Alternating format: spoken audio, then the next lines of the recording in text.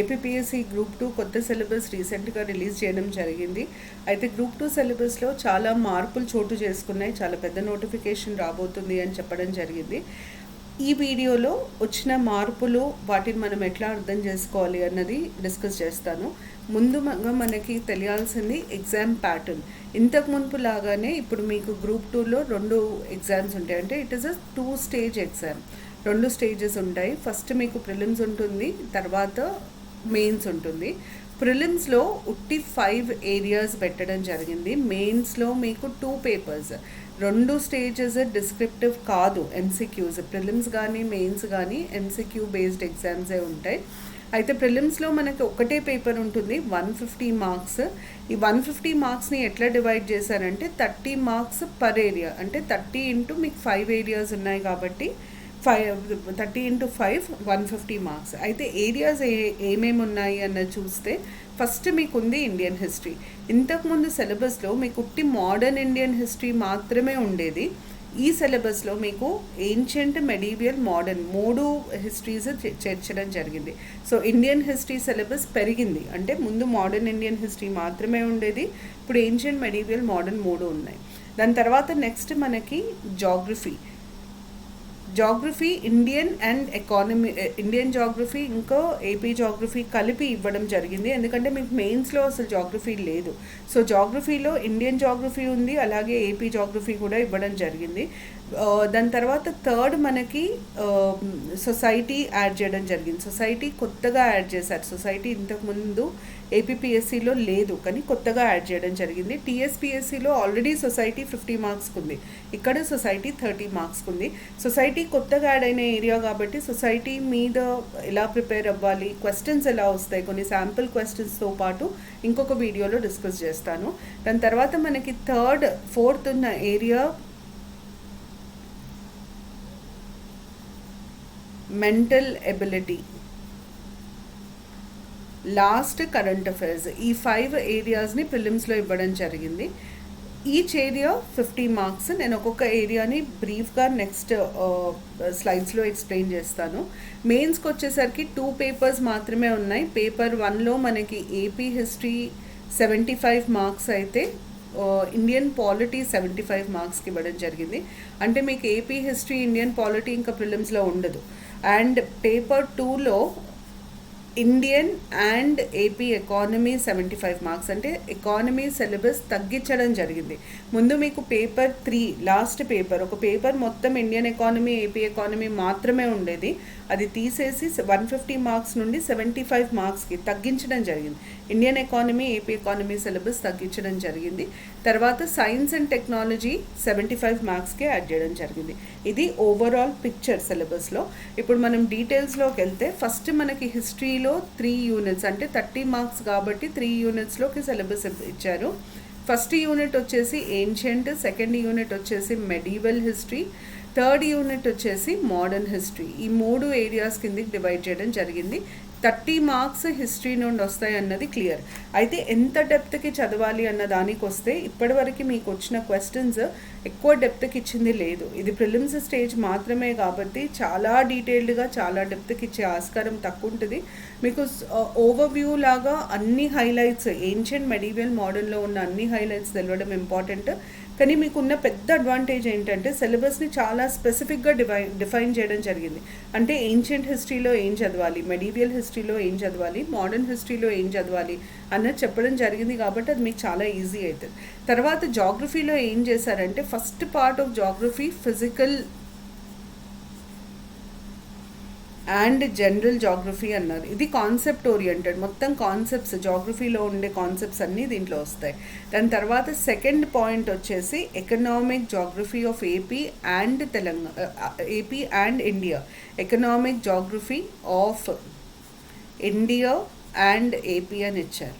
దాని తర్వాత third human geography of India and AP అని ఇచ్చారు. సో మీకు మళ్ళీ జాగ్రఫీ ఏపీది కానీ ఇండియాది కానీ ఇంకా మెయిన్స్లో ఉండదు, ఆఫ్ ఇండియా అండ్ ఏపీ ఇచ్చారు. ఇది మొత్తం 30 మార్క్స్. ఫిజికల్ అండ్ జనరల్ జాగ్రఫీకి మీరు ఎన్సీఆర్టీ బుక్స్ రెఫర్ చేయొచ్చు, ఎందుకంటే ఎన్సీఆర్టీస్లో మీకు physical and general geography Indian economic geography, Indian human geography కూడా కవర్ అవుతుంది. హ్యూమన్ జాగ్రఫీలో ఏమేమి టాపిక్స్ వస్తాయి, ఎకనామిక్ జాగ్రఫీలో ఏమేమి టాపిక్స్ వస్తాయి అంటే క్రాపింగ్ ప్యాటర్న్స్, ఇండస్ట్రీస్ ఇవన్నీ వస్తాయి. హ్యూమన్ జాగ్రఫీలో మన social composition, tribes, different costs, దాని తర్వాత సెన్సెస్, మనకి పాపులేషన్ సెన్సెస్ ఇవన్నీ వస్తాయి. సో ఈ డీటెయిల్స్ కూడా ఇవ్వడం జరిగింది. ఈ 3 భాగాల్లాగా జాగ్రఫీని విభజించడం జరిగింది. సొసైటీని కూడా 3 టాపిక్స్ లాగా డివైడ్ చేయడం జరిగింది. సొసైటీ నేను సపరేట్గా ఒక వీడియో చేస్తాను, ఎందుకంటే మా దగ్గర ఉన్న స్టూడెంట్స్ కూడా అసలు సొసైటీ మీద ఎంసీక్యూస్ ఎట్లా అడుగుతారు మేడం అని అడుగుతున్నారు. సో దాని మీద నేను మళ్ళీ సపరేట్గా డిస్కస్ చేస్తాను. సొసైటీలో మీకు స్ట్రక్చర్ ఆఫ్ ఇండియన్ సొసైటీ, దీంట్లో family, marriage, kinship, women, tribe, religion, ethnicity ఇవన్నీ ఇవ్వడం జరిగింది.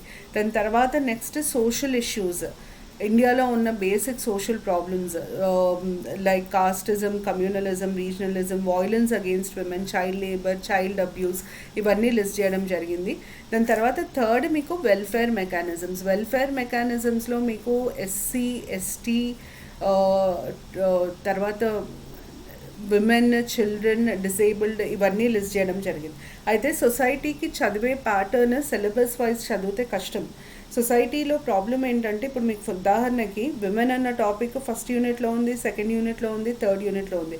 సో విమెన్ రిలేటెడ్ మొత్తం ఇష్యూస్ అన్నీ ఒక్కసారిగా చదివితే క్వశ్చన్ ఎట్లా అడిగినా మీరు ఆన్సర్ చేయగలుగుతారు. సో సొసైటీకి ఎట్లా అప్రోచ్ ఉండాలి అన్న దాని మీద నేను సపరేట్గా వీడియో చేసి ఎక్స్ప్లెయిన్ చేస్తాను. తర్వాత కరెంట్ అఫైర్స్ చాలా క్లియర్గా 3 పాయింట్స్ లాగా విభజించడం జరిగింది. ఒకటేమో ఇంటర్నేషనల్ కరెంట్ అఫైర్స్, దీని నుండి ఒక 10 మార్క్స్ అన్నట్టుగా ఇచ్చారు. తర్వాత నేషనల్, తర్వాత ఏపీ రిలేటెడ్, ఈ 3 కరెంట్ అఫైర్స్ ఇచ్చారు. కరెంట్ అఫైర్స్కి 30 మార్క్స్ ఉంది కాబట్టి కరెంట్ అఫైర్స్ చాలా జాగ్రత్తగా చదవాలి. ఎప్పుడైనా ఎగ్జామ్ కంటే ఒక 6 to 8 months ముందు నుండి కరెంట్ అఫైర్స్ చదవమంటారు. మీకు ఇంకా నోటిఫికేషన్ రాలేదు కాబట్టి నా సజెషన్ అయితే January 2023 నుండి మీరు కరెంట్ అఫైర్స్ చదివితే ఒకవేళ నోటిఫికేషన్ మీకు మెయిల్లో వచ్చినా ఒక 2 months గ్యాప్ ఉంటుంది, లేదా 3 months గ్యాప్ ఉంటుంది. మీకు ఆ టైం సరిపోతుంది, అంటే ఈ 6-7 months కరెంట్ అఫైర్స్ చూసుకుంటే సరిపోతుంది. International, national, AP. ఒకవేళ ఎగ్జామ్కి ఎక్కువ గ్యాప్ లేకపోతే మాత్రం, అంటే 2 months కంటే తక్కువ ఉంటే మాత్రం లాస్ట్ 6 months అంటే 2022 లాస్ట్ 6 months చూసుకోవడం కూడా బెటర్. బేసిక్గా నన్ను అడిగితే అయితే 2022 హైలైట్స్ మొత్తం చూసుకోవాలి. అంటే day to day current affairs కాకపోయినా ఇంపార్టెంట్ కరెంట్ అఫైర్స్ 2022వి చూసుకొని January 2023 నుండి మాత్రం చాలా డీటెయిల్గా చదివితే బెటర్. ఎందుకంటే క్వశ్చన్స్ స్కోప్ ఎక్కువ ఉంది, 30 marks వెయిటేజ్ కరెంట్ అఫైర్స్ కాబట్టి 2022లోంచి కూడా అడిగే స్కోప్ ఎక్కువ ఉంది. కానీ 2022లోంచి డీటెయిల్డ్గా అడగరు, అంటే ప్రతి ఒక్కటి తెలవాల్సిన అవసరం లేదు. Key current affairs, key points ఏవైతే ఉంటాయో అవి తెలియాలి. 2023 మాత్రం చాలా డీటెయిల్గా డే టు డే ఫాలో చేసుకోవాలి కరెంట్ అఫైర్స్. సో అది కరెంట్ అఫైర్స్ ఇంటర్నేషనల్, నేషనల్, ఏపీకి సంబంధించింది. ఈ 5 areas మనకి ప్రిలిమ్స్లో ఇవ్వడం జరిగింది. తర్వాత మెయిన్స్కి వచ్చేసరికి నేను ఇంతకుముందు చెప్పినట్టు పెద్ద చేంజెస్, ఒక పేపర్ అయితే మొత్తం తీసేశారు. పేపర్ 1 అయితే మొత్తం ఎలిమినేట్ చేశారు. పేపర్ 2 ఏదైతే ఉందో దాన్ని పేపర్ 1 చేశారు. దాంట్లో ఏపీ హిస్టరీ, ఇండియన్ పాలిటీ ఉన్నాయి.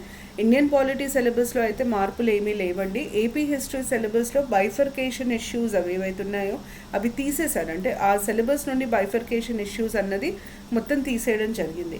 తర్వాత పేపర్ 2లో మేజర్ చేంజ్ ఏంటంటే ఇండియన్ అండ్ ఏపీ ఎకానమీ సిలబస్ని బాగా తగ్గించారు. అంటే 150 marks వెయిటేజ్ ఉన్నదాన్ని 75 marksకి తీసుకురావడం జరిగింది. అండ్ సైన్స్ అండ్ టెక్నాలజీని కొత్తగా యాడ్ చేయడం జరిగింది. సైన్స్ అండ్ టెక్నాలజీ కొంచెం డీటెయిల్డ్గా చదవాలి కాబట్టి science and technology related overview కూడా నా కలీగ్ చేశారు. దాని ఓవర్వ్యూ వీడియో కూడా మీరు ఒకసారి చూడడం మంచిది, ఎందుకంటే ఆ ఓవర్వ్యూ వీడియో మీకు అసలు కాంప్రిహెన్సివ్గా అర్థం చేసుకోవడానికి యూజ్ అవుతుంది. సో ఇది ఏపీపీఎస్సీ గ్రూప్ 2లో వచ్చిన సిలబస్ మార్పులు. గ్రూప్ 2కి ఎక్స్క్లూజివ్ ఇంగ్లీష్ మీడియం క్లాసెస్ శిఖర అకాడమీ యాప్లో త్వరలో అవైలబుల్ ఉంటాయి. అంటే మేము దానికి తగ్గట్టుగా ప్లాన్ చేసి క్లాసెస్ చెప్పడం జరుగుతుంది. సో చాలా తొందరగా యాప్లో మేము ఏపీపీఎస్సీ గ్రూప్ 2కి క్లాసెస్ లాంచ్ చేయబోతున్నాము. ఇదే కాకుండా కరెంట్ అఫైర్స్కి మీకు చాలా వెయిటేజ్ ఇచ్చారు కాబట్టి current affairs on a daily basis upload అవుతాయి యాప్లో. ఎవరైనా వాటిని డౌన్లోడ్ చేయాలి. అవి ఫ్రీ కరెంట్ అఫైర్స్. స్టేట్వి కూడా సపరేట్గా సెగ్రిగేట్ చేసి అప్లోడ్ చేయడం జరుగుతుంది. అంటే ఏపీకి సంబంధించిన కరెంట్ అఫైర్స్ కూడా దాంట్లో అప్లోడ్ చేయడం జరుగుతుంది. మీరు అది మాత్రం కంపల్సరీగా యూజ్ చేసుకోండి, ఎందుకంటే కరెంట్ అఫైర్స్ని ఇన్డెప్త్గా చదవాల్సిన అవసరం ఉంది. 30 మార్క్స్ వెయిటేజ్ ఉంది కాబట్టి చాలా కీ రోల్ ప్లే చేస్తాయి కరెంట్ అఫైర్స్. కాబట్టి యాప్లో వచ్చే ఈ కరెంట్ అఫైర్స్ని ఖచ్చితంగా ఫాలో అవ్వండి, వాటిని చదవండి. మీరు ఒకవేళ పేపర్ చదివినా ఇవి మీకు ఒక రివిజన్ లాగా యూజ్ అవుతాయి. ఇది ఏపీపీఎస్సీ సిలబస్ ఓవర్వ్యూ. నేను మళ్ళీ సొసైటీలో మీకు యాడ్ చేసిన ఏరియాస్ దాన్ని ఎట్లా అప్రోచ్ అవ్వాలి అన్నది చెప్తాను. రీసెంట్గా రిలీజ్ అయిన ఏపీపీఎస్సీ గ్రూప్ 2 సిలబస్లో కొత్తగా యాడ్ అయిన ఏరియా ఇండియన్ సొసైటీ. 30 మార్క్స్కి ప్రిలిమ్స్లో యాడ్ చేయడం జరిగింది. అయితే ఇండియన్ సొసైటీ ఫస్ట్ టైం ఏపీపీఎస్సీలో యాడ్ చేయడం జరిగింది. కాకపోతే టీఎస్పీఎస్సీలో ఇండియన్ సొసైటీ ఇంతకు ముందే ఉండే 50 మార్క్స్ ఏరియా. ఇది గ్రూప్ 2లో కానీ గ్రూప్ 3లో కానీ టీఎస్పీఎస్సీలో ఇండియన్ సొసైటీ 50 మార్క్స్ ఏరియా. అయితే చాలామంది స్టూడెంట్స్ అసలు ఈ ఏరియా ఎట్లా ప్రిపేర్ అవ్వాలి, ఎంసీక్యూస్ ఎట్లా వస్తాయి, క్వశ్చన్స్ ఎట్లా వచ్చే ఆస్కారం ఉంటుంది, అప్రోచ్ ఏంటి అని అడుగుతున్నారు. ఈ వీడియోలో నేను ఇండియన్ సొసైటీ ఏపీపీఎస్సీ గ్రూప్ 2 సిలబస్లో ఉన్న ఇండియన్ సొసైటీకి అప్రోచ్ ఎలా ఉండాలి అన్నది డిస్కస్ చేస్తాను. ఫస్ట్ మనం సిలబస్ చూస్తే 3 యూనిట్లు 1, 2, 3. First unit structure of Indian society, Indian society features, Indian society కాంపోనెంట్స్కి సంబంధించింది అది. అందులో family, marriage, kinship, caste, tribe, ethnicity, religion, women అన్న టాపిక్స్ ఇచ్చారు. సోషల్ ఇష్యూస్ అంటే జనరల్గా మనకు ఉండే ప్రాబ్లమ్స్ కానీ ఇష్యూస్ కానీ సొసైటీ వల్ల సొసైటీ నుండి వచ్చి సొసైటీని ఎఫెక్ట్ చేసే ఇష్యూస్ అవి. So casteism, communalism, regionalization, crime against women, child abuse, child labour, youth unrest and agitation ఇవి ఇచ్చారు. తర్వాత వెల్ఫేర్ మెకానిజమ్స్లో public policies and welfare programmes, constitutional and statutory provisions for ఎస్సీస్, STs, minorities, BCs, women, disabled and children ఇది ఇవ్వడం జరిగింది. అయితే దీన్ని ఎట్లా అప్రోచ్ అవ్వాలి, దీని మీద ఎలా ప్రిపేర్ అవ్వాలి అన్న దానికి వస్తే ఈ సబ్జెక్ట్ వరకు మీరు సిలబస్ ప్రకారంగా పోవద్దు. అంటే ఫస్ట్ సిలబస్లో ఫ్యామిలీ, మ్యారేజ్, కిన్షిప్ ఉంది కాబట్టి అవి చదివేసి తర్వాత కాస్ట్ చదువుతాను, ట్రైబ్ చదువుతాను అంటే కుదరదు.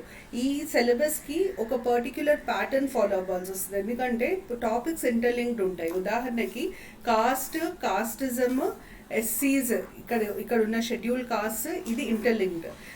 ఇక్కడ విమెన్ ఉంది, ఇక్కడ క్రైమ్ అగెయిన్స్ట్ విమెన్ ఉంది, మళ్ళీ ఇక్కడ కూడా విమెన్ అని స్పెసిఫై చేయడం జరిగింది, అది ఇంటర్లింక్డ్. ఇంకొకటి ఏంటంటే వెల్ఫేర్ మెకానిజమ్స్లో మీకు public policy, welfare programmes, constitutional provisions, statutory provisions 4 చెప్పడం జరిగింది. కాన్స్టిట్యూషనల్ ప్రొవిజన్స్ అంటే వాళ్ళ కోసమై కాన్స్టిట్యూషన్లో ఉన్న సపరేట్ ప్రొవిజన్స్. ఉదాహరణకి article 15 clause 3 enables the state to make special provisions for women and children.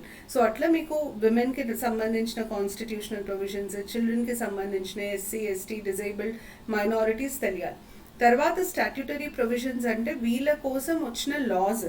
ఉదాహరణకి ఫర్ విమెన్, మనం విమెన్ గురించి మాట్లాడితే POSH, Nirbhaya, Disha, domestic violence, dowry prohibition, PCPNDT, female foeticide ఇన్ఫెంటిసైడ్ని అడ్రస్ చేసే లా, ఇవన్నీ తెలియాలి. ఎస్సీస్కి వచ్చేసరికి ఎస్సీ ఎస్టీ అట్రాసిటీస్ యాక్ట్, ఎస్టీస్కి వచ్చేసరికి forest rights act, PESA.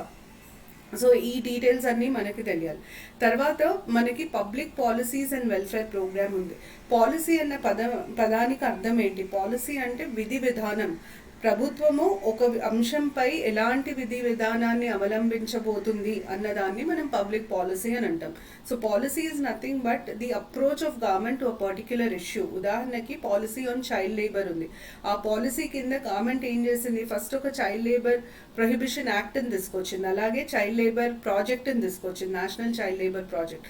So విధి విధానాన్ని మనం పాలసీ అంటాం. పాలసీ కిందనే మీకు లాస్ ఉండొచ్చు, మిషన్స్ ఉండొచ్చు, స్కీమ్స్ ఉండొచ్చు, రకరకాల మెజర్స్ ఉండొచ్చు. సో పబ్లిక్ పాలసీలో policy for women, policy for children ఇట్లాంటివి తెలియాలి. వెల్ఫేర్ ప్రోగ్రామ్స్ అంటే మీకు ఈ సోషల్ కమ్యూనిటీస్కి సంబంధించిన అన్ని స్కీమ్స్, తర్వాత మిషన్స్ తెలియాలి. ఇంకొకటి మీరు గమనిస్తే ఇక్కడ వాళ్ళు వెల్ఫేర్ మెకానిజం అని పెట్టడం జరిగింది, కానీ వెల్ఫేర్ మెకానిజం బై సెంట్రల్ గవర్నమెంటా స్టేట్ గవర్నమెంట్, అది మాత్రం స్పెసిఫై చేయాలి. అంటే సెంట్రల్ గవర్నమెంట్ ప్రోగ్రామ్స్ అడగొచ్చు, స్టేట్ గవర్నమెంట్ ప్రోగ్రామ్స్ అడగొచ్చు. సో మనం central government of Andhra Pradesh launch చేసిన అన్ని స్కీమ్స్, అన్ని పాలసీస్, అన్ని ప్రోగ్రామ్స్ వెల్ఫేర్ మెకానిజం కింద చదవాల్సి ఉంటుంది. అయితే ఇప్పుడు మనము ఈ సిలబస్ని ఎట్లా అప్రోచ్ అవ్వాలి? ఫస్ట్ నేను అప్రోచ్ అవ్వాలి, నేను టీచ్ చేసేటప్పుడు నేను ఫస్ట్ చూస్ చేసేది ఫ్యామిలీ, మ్యారేజ్, కిన్షిప్. ఈ 3 టాపిక్స్ కొంచెం కోరిలేట్ అవుతాయి కాబట్టి ఫ్యామిలీ, మ్యారేజ్, కిన్షిప్ గురించి మాట్లాడతాను. ఫ్యామిలీ, మ్యారేజ్, కిన్షిప్ గురించి మనం ఏం చదవాలి? ఫస్ట్ ఫ్యామిలీ అంటే ఏంటి, ఫ్యామిలీ వల్ల ఉండే బెనిఫిట్స్ ఏంటి, ఫ్యామిలీ మన లైఫ్లో ఎలాంటి రోల్ ప్లే చేస్తుంది. Indian family system was typically a joint family system. Indian family అనగానే మన మైండ్కి వచ్చేది జాయింట్ ఫ్యామిలీ. జాయింట్ ఫ్యామిలీని మనం ఎలా డిఫైన్ చేస్తాం? జాయింట్ ఫ్యామిలీ తరతరాలుగా కంటిన్యూ అయిన వ్యవస్థ. అది కంటిన్యూ అవ్వడానికి కారణాలు ఏంటి? జాయింట్ ఫ్యామిలీ డిసింటిగ్రేట్ అవ్వడానికి కారణాలు ఏంటి? ఈరోజు ఫ్యామిలీ స్టేటస్ ఏంటి? ఇవన్నీ ఫ్యామిలీ కింద చదవాలి. మ్యారేజెస్కి వచ్చేసరికి marriage definition, purpose, types of marriages. ఇండియాలో పర్సనల్ లా ఉంటుంది, యూనిఫామ్ సివిల్ కోడ్ లేదు కాబట్టి హిందూ మ్యారేజ్ యాక్ట్, తర్వాత ముస్లిం మ్యారేజెస్ గురించి కొన్ని అంశాలు, supreme court judgements, laws related to marriage, registration of marriages in India, ఇట్లాంటివి తెలియాలి. తర్వాత కిన్షిప్ అంటే ఏంటి? చుట్టాలు. కిన్షిప్ గురించి మనకు కొన్ని టర్మినాలజీ ఉంటాయి. ఫర్ ఎగ్జాంపుల్ అమిటేట్ అంటాము, ఎవాంక్యులేట్ అంటాం, టెక్నానమీ అంటాం. ఇవన్నీ కిన్షిప్ టర్మ్స్ అని అంటాం. ఈ టర్మ్స్ అంటే ఏంటి అన్న మీనింగ్ మనకు తెలియాలి. So family, marriage, kinship next. దాని తర్వాత నెక్స్ట్ మనకి తెలియాల్సింది, ఇది చదివినాక నెక్స్ట్ టాపిక్ విమెన్ అన్న టాపిక్ మీకు 3 యూనిట్స్లో ఉంది కాబట్టి ఫస్ట్ మనం status of women in India అర్థం చేసుకోవాలి. హిస్టారికల్గా ఈ రోజు వరకు status of women in India మనకి తెలియాలి. అంటే ఏన్షియంట్ పీరియడ్లో ఎట్లా ఉంది, మెడీవల్ పీరియడ్లో ఎట్లా ఉంది, మోడర్న్ పీరియడ్లో ఎట్లా ఉంది. మరి ఎందుకు status of women in India మనం చదవాలి డీటెయిల్డ్గా అంటే, అసలు విమెన్కి ఈ రోజు ఉన్న ప్రాబ్లమ్స్, వాటి ఆరిజిన్ ఎక్కడుంది, ఎక్కడి నుండి ఆరిజినేట్ అయినాయి అన్నది మనకు అర్థం కావాలి అంటే status of women in India చదవడం చాలా ముఖ్యం. Status of women in India చదివిన తర్వాత మనం women related issues, crime against women అని అన్నారు. క్రైమ్ అగెయిన్స్ట్ విమెన్లో మనకి criminal violence, domestic violence, social violence, ఇట్లా డిఫరెంట్ టైప్స్ ఉంటాయి. కానీ మీకు సింపుల్గా చెప్పాలంటే honour killing, acid attack, domestic violence, sexual harassment at work place, sexual abuse, ఇవన్నీ వస్తాయి.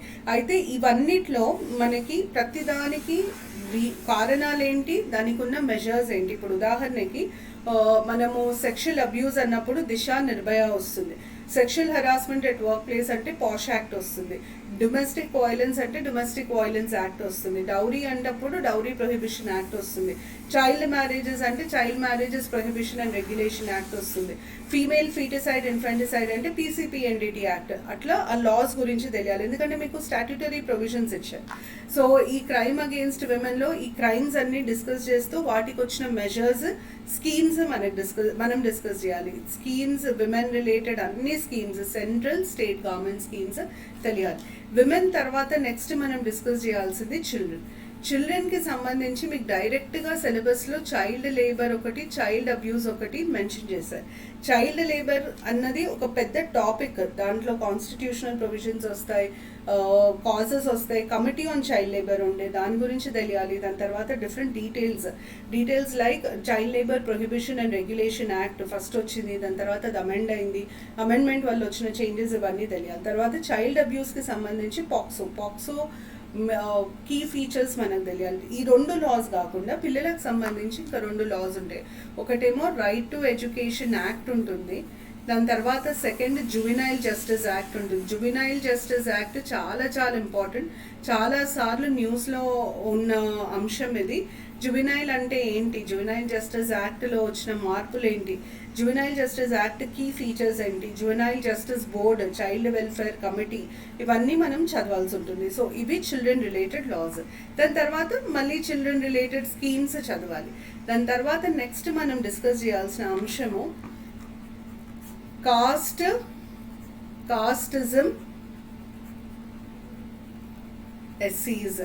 కాస్ట్ అంటే కాస్ట్ అనే సిస్టమ్ ఎట్లా ఇవాల్వ్ అయింది. ఇప్పుడు ఉదాహరణకి మనము వర్ణ, జాతి, కాస్ట్ ఇవన్నీ పదాలు వాడతాం. మరి వర్ణ అంటే ఏంటి, జాతి అంటే ఏంటి, కాస్ట్ అంటే ఏంటి, ఇవన్నీ మనకు తెలియాలి. దాని తర్వాత మనకి నెక్స్ట్ కాస్టిజం అంటే ఏంటి తెలియాలి. కాస్ట్కి ఉండే ఫీచర్స్ ప్యూరిటీ అండ్ పొల్యూషన్ అని అంటాము, కమెన్షియాలిటీ అని అంటాము. సో ఇవన్నిటికీ మీనింగ్ ఏంటి, కాస్ట్ ఇవాల్వ్ అయినప్పుడు దాంట్లో ఉన్న ఫీచర్స్ ఏంటి, తర్వాత కాస్ట్ సిస్టమ్కి ఉండే క్యారెక్టరిస్టిక్స్లో వచ్చిన మార్పులు ఏంటి, ఆ మార్పులు రావడానికి గల కారణాలు ఏంటి, impact of urbanisation and caste, globalisation of caste ఇవి తెలియాలి. తర్వాత కాస్టిజం అన్న చాలా చిన్న టాపిక్ అండి. కాస్టిజం మీనింగ్ తెలియాలి. కాస్టిజం అంటే ఏంటి, తన కులానికి తను ఎక్కువ విలువ ఇవ్వడాన్ని కాస్టిజం అంటాం. ఈ విలువని ఎలా చూపిస్తారంటే ఏ పనిలో అయినా తన కులం వాళ్ళనే ప్రిఫర్ చేయడము, అంటే మనం మెరిట్కి ఇంపార్టెన్స్ ఇయ్యము, కులంకి ఇంపార్టెన్స్ ఇస్తాం, దాన్ని మనం కాస్టిజం అని అంటాం. తర్వాత ఎస్సీస్ రిలేటెడ్ లాస్, దీనికి వచ్చేసరికి మనకి ఎస్సీ ఎస్టీ అట్రాసిటీస్ యాక్ట్ చాలా ఇంపార్టెంట్, దానికి రిలేటెడ్ ప్రొవిజన్స్ తెలియాలి. దాని తర్వాత మనం కాస్టిజం డిస్కస్ చేసిన తర్వాత ట్రైబ్, ఎథనిసిటీ, ఎస్టీ. ట్రైబ్ అంటే దాని డెఫినేషన్ ఏంటి, ట్రైబ్స్కి ఉండే ఫీచర్స్ ఏంటి, tribal features, characteristics of tribal society ఏంటి. ట్రైబ్స్ని మనం క్లాసిఫై చేస్తాం ఇండియాలో జాగ్రఫికల్ బేసిస్లో, రేషియల్గా, లింగ్విస్టిక్గా క్లాసిఫై చేస్తాం. ఈ క్లాసిఫికేషన్స్ అన్నీ తెలియాలి. తర్వాత ఎథనిసిటీ, ఎథనిక్ అంటే ఏంటి, ఎథనిసిటీ అంటే ఏంటి, క్యారెక్టరిస్టిక్స్ ఆఫ్ ఎథనిసిటీ ఏంటి, ఇండియాలో ఎథనిక్ కాన్ఫ్లిక్ట్స్ ఎక్కడున్నాయి, బ్రీఫ్గా వీటి గురించి తెలియాలి. ఎస్టీస్కి సంబంధించి 2 ఇంపార్టెంట్ లాస్ ఉంటాయి, ఫారెస్ట్ రైట్స్ యాక్ట్ ఒకటి, పెసా ఒకటి, ఇవి 2 చదవాల్సి ఉంటుంది. దాని తర్వాత నెక్స్ట్ మనకి ఉన్న టాపిక్ రిలీజియన్, కమ్యూనలిజం. అంటే నేను ఏం చేస్తున్నానంటే ఏవేవైతే రిలేటెడ్ ఉన్నాయో ఆ టాపిక్స్ అన్నీ ఒక దగ్గర చదువుకున్నా, మనము అర్థం చేసి చెప్పుకున్నా ఈజీ అవుతుంది, మీకు చదవడం, కోరిలేట్ చేయడం ఈజీ అవుతుంది. So religion, communalism, minorities.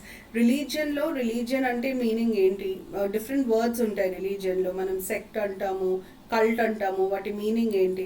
తర్వాత రిలీజియన్లో different types of belief systems ఉంటాయి, మోనోథియిజం అంటాం, యాంటీథియిజం అంటాం, పాలిథియిజం అంటాం, ఆ టర్మ్స్ తెలియాలి. కమ్యూనలిజం మీనింగ్, కమ్యూనలిజంకి కాజెస్ ఏంటి, టైప్స్ ఆఫ్ కమ్యూనలిజం. మైనారిటీస్లో ఇండియాలో 2 రకాల మైనారిటీస్ని మనం ఐడెంటిఫై చేస్తాం, ఒకటి లింగ్విస్టిక్ మైనారిటీస్, ఇంకోటి రిలీజియస్ మైనారిటీస్. వీళ్ళకున్న ప్రొవిజన్స్ మొత్తం తెలియాలి, కాన్స్టిట్యూషన్లో ఉన్న ప్రొవిజన్స్ తెలియాలి, అదర్వైజ్ బయట ఉన్న ప్రొవిజన్స్, ఇప్పుడు special officer for linguistic minorities ఉన్నారు, లేదా నేషనల్ కమిషన్ ఫర్ మైనారిటీస్ ఉంది, గవర్నమెంట్ ఇనిషియేట్ చేసిన డిఫరెంట్ స్కీమ్స్ ఉన్నాయి, అవన్నీ మనకు మైనారిటీస్ కింద తెలియాలి. దాని తర్వాత నెక్స్ట్ ఏరియా వచ్చేసి మీకు రీజనలైజేషన్ అని ఒక టాపిక్ ఇచ్చారు. Regionalization is nothing but regionalism in India. రీజనలైజేషన్కి గల కారణాలు, regional movements, important regional movements, ఇవన్నీ తెలియాలి. దాని తర్వాత నెక్స్ట్ మీకు disabled, SC, ST, women, children, minorities cover అయినాయి కాబట్టి కాకుండా మనకి స్పెషల్గా మెన్షన్ అయింది డిజేబుల్కి సంబంధించిన లాస్, స్కీమ్స్, పాలసీస్ తెలియాలి. డిజేబుల్కి సంబంధించిన అన్నిటికంటే important law persons with disabilities act, దాని కీ ప్రొవిజన్స్ తెలియాలి. అలాగే నేషనల్ మెంటల్ హెల్త్ యాక్ట్ ఉంది, దాని తర్వాత rehabilitation council of India act ఉంది, నేషనల్ ట్రస్ట్ యాక్ట్, వాటి గురించి తెలియాలి. డిజేబుల్డ్కి వచ్చిన డిఫరెంట్ స్కీమ్స్, సుగమ్య భారత్ అభియాన్, ఇవన్నీ మనకు తెలియాలి. సో డిజేబుల్డ్ తర్వాత లాస్ట్కి మీకు యూత్ అన్రెస్ట్ అండ్ అజిటేషన్ అని ఒకటి ఉంది. యూత్ అన్రెస్ట్కి రీజన్స్ ఏంటి, ఎందుకు యూత్ అన్రెస్ట్ ఇంకా ఇంపార్టెంట్ ఇప్పుడు అంటే ఇండియాలో హైయెస్ట్ డెమోగ్రాఫిక్ డివిడెంట్ ఉంది. ఏ కంట్రీ ఇన్ ద వరల్డ్లో ఇంత వర్కింగ్ పాపులేషన్ లేదు. యూత్ని మనం మీనింగ్ఫుల్గా ఎంగేజ్ చేయకపోతే ఒకటేమో మనకు హ్యూమన్ రిసోర్సెస్ లాస్, అదే కాకుండా idle man's brain is devil's workshop అని అంటాం. సో యూత్ని మనం మీనింగ్ఫుల్గా ఎంగేజ్ చేయలేకపోతే చాలా ప్రాబ్లమ్స్ వస్తాయి. ఆ ప్రాబ్లమ్స్ అన్నీ మనం కౌంటర్ చేయాలి అంటే యూత్ని మీనింగ్ఫుల్గా ఎంగేజ్ చేయాలి. ఆ మీనింగ్ఫుల్గా ఎంగేజ్ చేయడానికి గవర్నమెంట్ తీసుకొచ్చిన డిఫరెంట్ ఇనిషియేటివ్స్, ఇక్కడ మళ్ళీ skill development, employment related programmes వస్తాయి. లాస్ట్ బీసీస్కి సంబంధించిన ఇనిషియేటివ్స్. ఈ మొత్తం 10 పార్ట్స్లో మీకు కంప్లీట్ 3 యూనిట్స్లో ఉన్న సిలబస్ కవర్ అవుతుంది. మీరు ఇట్లా అప్రోచ్ అవ్వడం చాలా ఇంపార్టెంట్. ఇప్పుడు నెక్స్ట్ మనం డిస్కస్ చేయాల్సింది ఏంటంటే క్వశ్చన్స్. చాలామంది స్టూడెంట్స్ నన్ను మేడం అసలు క్వశ్చన్స్ ఎట్లా అడుగుతారు, సొసైటీ డిస్క్రిప్టివ్ ఏరియా కదా, క్వశ్చన్స్ వస్తాయి ఎట్లా వస్తాయి అని అడుగుతున్నారు. సో అందుకనే మీకు ఒక 4-5 క్వశ్చన్స్ నేను ఫ్రేమ్ చేసినవి డిస్కస్ చేస్తాను. ఫస్ట్ వచ్చేసి ఇది correct statements about family. Family is a social unit అన్నది first statement. Family is a social unit అన్నది నిజము. ఎందుకంటే ఫ్యామిలీ అనే అనే unit basic unit of society అంటాం. అంటే సొసైటీలో ఉండే ఒక ఇంపార్టెంట్ యూనిట్, ఒక బేసిక్ యూనిట్ని మనం ఫ్యామిలీ అంటాం. ఎందుకంటే మీరు ప్రపంచంలో ఏ సమాజాన్ని తీసుకున్నా ఫ్యామిలీ, కుటుంబ వ్యవస్థ లేని సమాజం ఉండదు. కుటుంబం అనేది ఒక వ్యవస్థ, అందుకనే it is a basic social unit, అది కరెక్ట్. తర్వాత ఫ్యామిలీ ఈజ్ అసోసియేటెడ్ విత్ కోహాబిటేషన్ అన్నది కరెక్ట్. కోహాబిటేషన్ అంటే మనం ఫ్యామిలీ అనే పిలువబడే వ్యక్తులందరూ ఒక దగ్గర ఉంటారు. So family is associated. And మళ్ళీ మీరు ఫర్ ఆల్ ఇట్స్ మెంబర్స్ అంటే కన్ఫ్యూజ్ అవ్వద్దు. ఆల్ ఇట్స్ మెంబర్స్ అంటే మొత్తం కుటుంబం ఉంటుంది అంటే మనం యూజువల్గా ఇంగ్లీష్లో ఫ్యామిలీ, ఎక్స్టెండెడ్ ఫ్యామిలీ అంటాం. ఫ్యామిలీ అంటే immediate members, primary kin group. So ఆ ఫ్యామిలీ అంతా కలిసి ఉంటుంది. ఎప్పుడైనా ఫ్యామిలీ కామన్గా కలిసి ఉంటుంది. So common habitation is a feature of family. ప్రతి ఫ్యామిలీలో కొన్ని రూల్స్, రెగ్యులేషన్స్ ఉంటాయి. ఇది కూడా కరెక్ట్. థర్డ్ స్టేట్మెంట్ కూడా correct. Fourth statement, family is characterised by some form of institutionalised mating. Institutionalised mating అంటే లెజిటిమేట్ సెక్షువల్ రిలేషన్షిప్ని మనం ఇన్స్టిట్యూషనలైజ్డ్ మేటింగ్ అని అంటాం. మీకు సింపుల్గా చెప్పాలంటే ఇండియన్ సొసైటీలో మ్యారేజ్, ఫ్యామిలీలో కంపల్సరీ మ్యారీడ్ కపుల్ ఉండాలా అంటే అది కరెక్ట్ కాదు. ఫ్యామిలీలో కంపల్సరీ మ్యారీడ్ కపుల్ ఉండాల్సిన అవసరం లేదు. తల్లి పిల్లలు మాత్రమే ఉన్న యూనిట్ని కూడా మనం ఫ్యామిలీ అనే పిలుస్తాం. So D incorrect. కాబట్టి 3 ఆప్షన్స్ ఆర్ కరెక్ట్ వస్తుంది. దాని తర్వాత మీకు man marries and equal status girl, this is called సొసైటీలో కొన్ని టర్మ్స్ ఇంపార్టెంట్. ఇప్పుడు ఈ టర్మ్స్లో ఒక ఇద్దరు సమాంతరమైన స్టేటస్ నుండి వచ్చిన వాళ్ళు పెళ్ళి చేసుకుంటే దాన్ని ఇసోగామస్ మ్యారేజ్ అని అంటారు. అదే డిఫరెంట్ స్టేటస్ నుండి వచ్చిన వాళ్ళు పెళ్ళి చేసుకుంటారు అంటే inter caste marriage, different cost, SC BC లేదా ఓసీబీసీ, ఓసీ ఎస్టీ, ఎస్సీ ఇట్లాంటి మ్యారేజెస్ని మనం అనిసోగమి అని అంటాం. అలాగే స్టేటస్, సేమ్ క్లాస్ నుండి పెళ్లి చేసుకుంటే ఇసోగమి, అనిసోగమి. సో ఇవి మనకి ఈ టర్మ్స్ తెలియాలి. ఇది జువెనైల్ జస్టిస్ యాక్ట్కి సంబంధించిన question. The first juvenile justice act was enacted in India in 1986 అన్నది కరెక్ట్.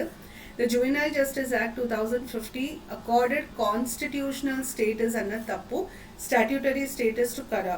కరా అన్నది సెంట్రల్ అడాప్షన్ రిసోర్స్ అథారిటీ. ఇండియాలో అడాప్షన్స్కి సంబంధించి కంప్లీట్ రిసోర్స్ ఇచ్చే అథారిటీ కరా. కరా అన్నది కరాకి కాన్స్టిట్యూషనల్ స్టేటస్ కాదు, కానీ స్టాట్యూటరీ స్టేటస్ ఇచ్చింది మాత్రం జువెనైల్ జస్టిస్ యాక్ట్ 2015. అంటే కరా అంతకుముందే ఎస్టాబ్లిష్ అయి ఉండే కానీ దానికి లీగల్ బ్యాకింగ్ లేకుండే. జువెనైల్ జస్టిస్ యాక్ట్లో దానికి స్టాట్యూటరీ బ్యాకింగ్ ఇవ్వడం జరిగింది. సో ఇది తప్పు, కాబట్టి మన ఆన్సర్ ఏ అవుతుంది. నా నెక్స్ట్ క్వశ్చన్ వచ్చేసి child labour prohibition and regulation amendment act 2016. దీంట్లో బేసిక్గా deals with employment of children below 14 years and adolescence in the age of 14 to 18 years అని అంటున్నాం. బేసిక్గా child labour prohibition and regulation act first వచ్చింది 1986. ఆ లాలో ఉట్టి 14 సంవత్సరాల లోపు పిల్లల గురించి మాత్రమే చెప్పబడి ఉంది. కానీ కొత్తగా అయిన అమెండ్మెంట్లో 14 సంవత్సరాల లోపు పిల్లలు ప్లస్ 14 to 18 years మధ్యలో వచ్చే అడాలసెన్స్, మనం ఈ 14 to 18 years మధ్యలో ఉన్న పిల్లలని అడాలసెన్స్ అంటాం. ఈ అడాలసెన్స్ అండ్ చిల్డ్రన్ ఇద్దరిని 2016 లాలో కవర్ చేస్తున్నాం. తర్వాత provides for the constitution of child labour technical advisory committee. ఇది తప్పండి. Child labour technical advisory committee already 1986 లాలో ఎస్టాబ్లిష్ చేయడం జరిగింది. Provides for the constitution of a rehabilitation fund. ఇది కరెక్ట్. ప్రతి డిస్ట్రిక్ట్కి లేదా 2-3 డిస్ట్రిక్ట్స్కి కలిపి ఒక రీహాబిలిటేషన్ ఫండ్. ఈ రీహాబిలిటేషన్ ఫండ్ యొక్క ముఖ్య ఉద్దేశం ఏంటంటే పిల్లలని రెస్క్యూడ్ చైల్డ్ లేబరర్స్ లేదా రెస్క్యూడ్ అడాలసెన్స్ ఎవరైతే ఉంటారో వాళ్ళని రీహాబిలిటేట్ చేయడం. ఎంప్లాయర్కి ఫైన్ పడుతుంది అనమాట పిల్లలని ఎంప్లాయ్ చేసుకున్నందుకు లేదా అడాలసెన్స్ని ఎక్స్ప్లాయిట్ చేసినందుకు. ఆ ఫైన్ అమౌంట్ ప్లస్ గవర్నమెంట్ కూడా కొంచెం కాంట్రిబ్యూట్ చేస్తుంది. అది ఈ రీహాబిలిటేషన్ ఫండ్లోకి వెళ్తుంది. ఈ రీహాబిలిటేషన్ ఫండ్ ద్వారా పిల్లలను సెటిల్ చేస్తారు. So C correct. అందుకనే మన ఆన్సర్ వచ్చేసి ఏఎన్సి. ఇది కాస్ట్కి సంబంధించిన క్వశ్చన్. మనము కాస్ట్, క్లాస్ రెండు ఇంపార్టెంట్. కాస్ట్ అన్నది సోషల్ స్టేటస్, క్లాస్ అన్నది ఎకనామిక్ స్టేటస్. ఫస్ట్ స్టేట్మెంట్ ఏమంటుందంటే both caste and class are forms of social stratification. Stratification అంటే డివిజన్. కాస్ట్, క్లాస్ సొసైటీని డివైడ్ చేస్తాయి. కరెక్ట్. కాస్ట్ బేస్డ్ డివిజన్ ఉంటుంది, క్లాస్ బేస్డ్ డివిజన్ కూడా ఉంటుంది. కాస్ట్ అన్నది మనకు పుట్టుకతో వచ్చింది, so it is ascribed. Class అన్నది మనం తెచ్చుకునేది, అంటే మనం సాధించుకునేది, therefore it is achieved. రెండు correct. There are many, they may be many classes but there are only 4 caste. Caste కాదు, వర్ణాస్. వర్ణాస్ అనేటి 4. వర్ణాస్ వేరు, కాస్ట్ వేరు. వర్ణాలు ఎప్పుడైనా 4 వర్ణాలే ఉంటాయి. బ్రాహ్మణ, క్షత్రియ, వైశ్య, శూద్ర, ఈ 4 వర్ణాలే ఉంటాయి. కానీ కాస్ట్ మాత్రం నంబర్ ఆఫ్ కాస్ట్ ఉంటాయి. సో కాస్ట్ 4 ఉండవు, ఎక్కువ ఉంటాయి, కాబట్టి ఇది తప్పు. మెనీ క్లాసెస్ ఉంటాయా అంటే ఉంటాయి. ఇప్పుడు మనం upper middle class, lower middle class, poor, extremely poor, below poverty line, above poverty line, ఇవన్నీ ఎకనామిక్ కేటగరైజేషన్స్. దాని తర్వాత both caste and class assign status to the individual. Cost వల్ల, క్లాస్ వల్ల, రెండిట్లో ఇండివిజువల్ స్టేటస్ తెలుస్తుంది. అంటే మీ కాస్ట్ వల్ల మీ social status తెలుస్తుంది, మీ క్లాస్ వల్ల మీ ఎకనామిక్ స్టేటస్ తెలుస్తుంది. So both caste and class indicate status of an individual. అవునా అంటే ఇది correct. Both caste and class indicate status of an individual, కాబట్టి డి కరెక్ట్. మనకు ఆన్సర్ ABD అవుతుంది. ఈ 3 పాయింట్స్ మనకు ఆన్సర్ అవుతాయి. సో ఇది సోషల్ కాస్ట్ సంబంధించిన ఇన్ఫర్మేషన్, అంటే కాస్ట్ క్లాస్ మీద క్వశ్చన్స్. సో బేసిక్గా మీకు క్వశ్చన్స్ ఎట్లా ఫామ్ చేస్తారండి, మీరు దీన్ని బట్టి మీరు ఎట్లా ప్రిపేర్ అవ్వాలి అన్నది మీకు అర్థమవుతుంది. శిఖర అకాడమీ యాప్ లాంచ్ అయింది, దాంట్లో డైలీ కరెంట్ అఫైర్స్ షేర్ చేయడం జరుగుతుంది. అలాగే APPSC Group 2కి సంబంధించిన కోర్సెస్ త్వరలో లాంచ్ చేస్తాము. అంటే ఇప్పుడే సిలబస్ వచ్చింది కాబట్టి ఒక 15 డేస్లో APPSC Group 2కి సంబంధించిన కోర్సెస్ లాంచ్ అయితే, కోర్సెస్ మాత్రం ఇంగ్లీష్ మీడియంలోనే ఉంటాయి, ఓన్లీ ఇంగ్లీష్ ఉంటుంది. అండ్ కోర్సెస్తో పాటు టాపిక్ వైజ్ టెస్ట్ కూడా ఇంక్లూడ్ చేస్తాము. ఇవన్నిటికీ మీరు ఒకసారి యాప్ని చెక్ చేయొచ్చు, మీకు ఇన్ఫర్మేషన్ అంతా యాప్లో వస్తుంది. కానీ అన్నిటికంటే important current affairs on daily basis daily basis share అవుతాయి. అది ఎవరైనా యాక్సెస్ చేయొచ్చు. తప్పకుండా ఆ ఫెసిలిటీని మాత్రం అవైల్ చేసుకోండి. Thank you.